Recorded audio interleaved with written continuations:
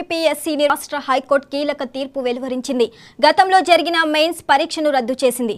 జవాబు పత్రాలను మాన్యువల్ విధానంలో 2 సార్లు మూల్యాంకనం చేశారంటూ కొందరు అభ్యర్థులు హైకోర్టును ఆశ్రయించారు. మొదటిసారి దిద్దిన ఫలితాలను తొక్కిపెట్టి రెండోసారి దిద్దినట్టు వచ్చిన వారిని ఎంపిక చేసుకుని ఏపీపీఎస్సీ ఫలితాలు ప్రకటించిందని ఆరోపించారు. దీనిపై విచారణ చేపట్టిన ఉన్నత న్యాయస్థానం నేడు తీర్పు వెలువడించింది.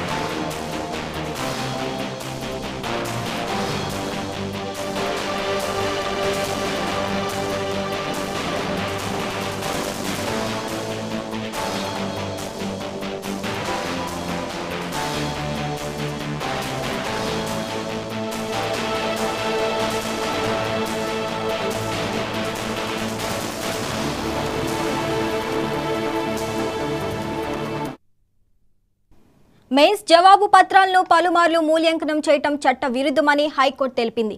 ఎంపికైన అభ్యర్థుల జాబితాను రద్దు చేసిన ఉన్నత న్యాయస్థానం మళ్లీ పరీక్ష నిర్వహించాలని ఆదేశించింది.